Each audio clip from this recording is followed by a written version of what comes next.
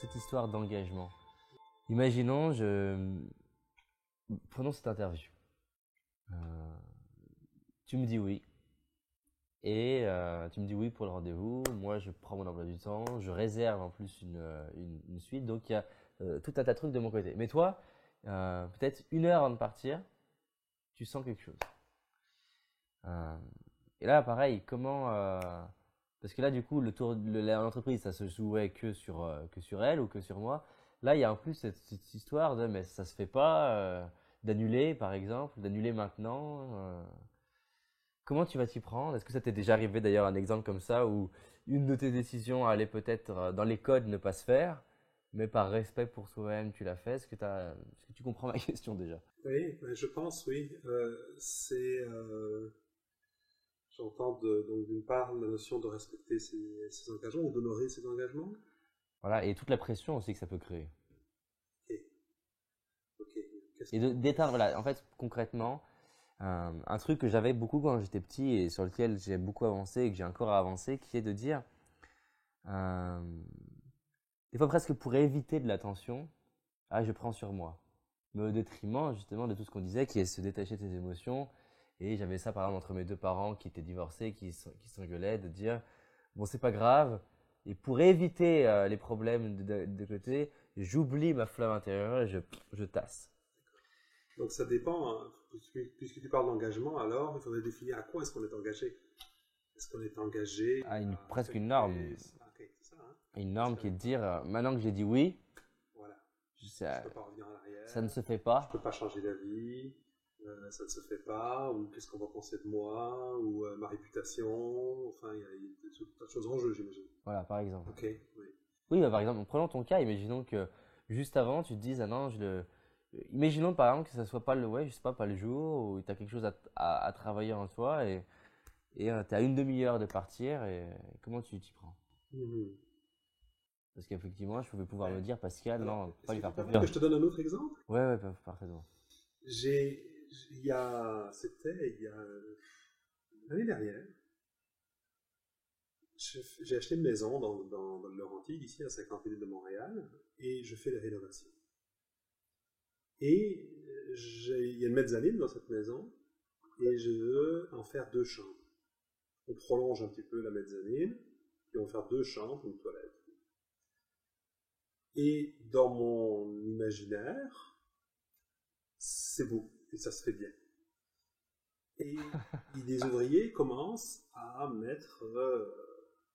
monter les murs, mais des murs en bois d'abord, hein, ils montent les murs en bois et après ils vont mettre Super, je pense que j'aime bien du l'exemple. placo-pâtre, Ouais.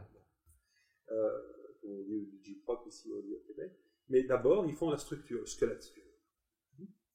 Et tant qu'ils font le squelette en bois, on voit au travers des murs, ça a l'air pas mal. Il y a 2 chambres, mais c'est un très haut plafond, et ça a l'air d'aller. Et je pars la journée, je reviens le soir, et là quand je reviens, ils ont commencé à mettre donc le J-Prop qu'on dit au Québec, ou le placopâtre, placopâtre, je pense. Ouais, placoplâtre. Placopâtre, oui. Et là, je monte et je vois, j'ai l'impression de me retrouver dans l'étude d'un orgue. La pièce est tellement haute, et les pièces, et les murs, enfin, c'était des petites pièces quand même, et tellement hautes, c'était terrible, c'était affreux. J'ai détesté. J'ai dit, ah non, ça va pas du tout, mais du tout, du tout. J'ai payé les ouvriers pour le faire. Ils ont mis tout leur cœur à faire le travail.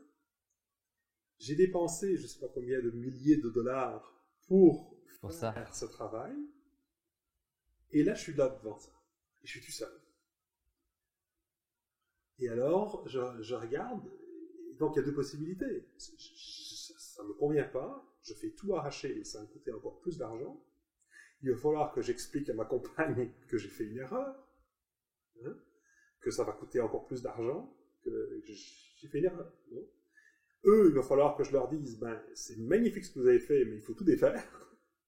Et je suis tout seul, et je suis pris entre les deux. Et il y a une partie de moi qui a peur, d'une certaine façon, de confronter cette réalité.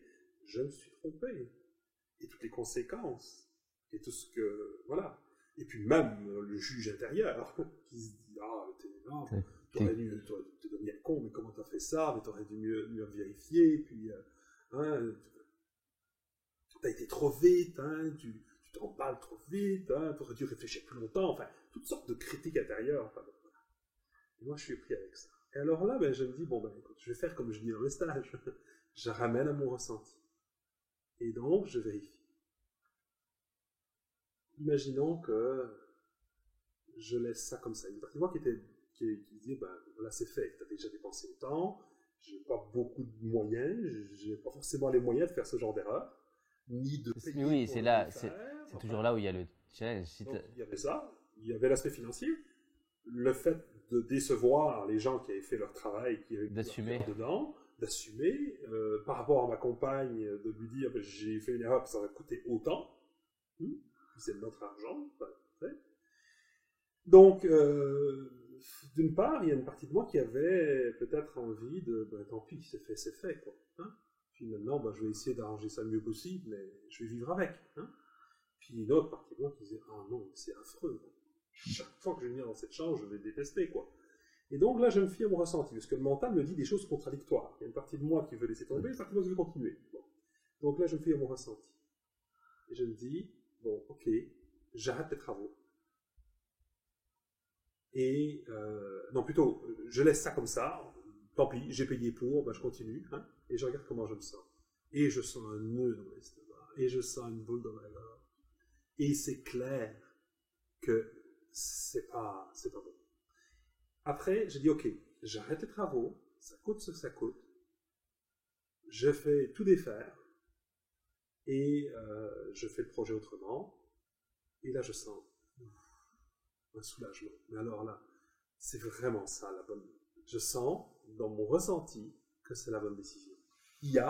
Ça coûte autant, donc il y a un petit truc qui coince, mais ça coûte autant, ça va durer une semaine. J'aime pas cette chambre-là, ça va durer pendant des mois et des mois. Pour moi, c'est devenu très clair. À partir du moment où je suis à mon ressenti, c'était très clair. Ok. Donc voilà, c'est peut-être un exemple. C'est une bonne réponse. Ça fait la différence, vraiment. Là, j'avais plus de doute. À partir du moment où j'ai commencé mon ressenti, j'avais plus de doute. C'était clair. Et c'est souvent la différence entre le mental et le corps. C'est qu'en fait, tu fais la différence entre une pensée qui vient de l'ego. Mais le mental n'est pas fait pour choisir au final. Une sagesse. Comment ? Le mental n'est pas fait pour choisir au final. Il est là juste pour étudier les possibilités. Et il est toujours dans le doute. Le mental, lui, c'est ça, fait des tas d'hypothèses. Et entre toutes les hypothèses, il y en a une qui est meilleure que l'autre et tout ça. Mais au final, il est toujours dans le doute. Tandis que l'intuition, le corps, lui, il va te donner une clarté et ta décision est claire. Écoute, c'était plein de belles réponses, je suis très content. Pour que les gens puissent te suivre, ils peuvent aller sur le site pascalastir.com. Exactement, donc c'est pascalhastir.com. Okay. Et puis sur mon site, si ils veulent être informés des événements à venir, ils peuvent s'inscrire à ma liste d'envoi. Et en même temps, ils reçoivent alors une méditation de pleine conscience du moment présent, gratuite au format MP3, deux formats, 18 minutes, 42 minutes, qui peuvent inclure dans mon agenda. Parce que j'ai vraiment à cœur d'amener ça dans le concret, hein, pas seulement d'en parler. Donc, les gens, quand ils s'inscrivent en liste d'envoi, ils peuvent se désinscrire après s'ils veulent. Ils reçoivent automatiquement ces MP3 téléchargés, une série d'émissions, 15 heures de vidéos doublées en français. Ok. Avec Écartolé ? Oui, exactement, avec Écartolé. Et puis, quoi d'autre ? Et puis, tous les mois, alors, je partage des vidéos pratiques un peu, comme on a fait un petit peu aujourd'hui, hein, avec des conseils, des exercices et tout ça. Et que je partage avec d'autres intervenants, justement pour faire le lien, hein, parce que quand on s'en est parlé avant, je suis convaincu qu'on dit tous la même chose avec des vocabulaires différents, et pour éviter que les gens soient à la course, à la nouveauté, mais plutôt dans une intégration finalement des enseignements, je fais des vidéos comme ça avec d'autres intervenants pour faire le lien, justement pour comprendre qu'on dit tous la même chose. Exactement, c'est ce que je crois aussi. Ouais. Bon, écoute, merci beaucoup. J'espère que ça vous a apporté des belles réponses. Allez sur son site. Salut Pascal, merci.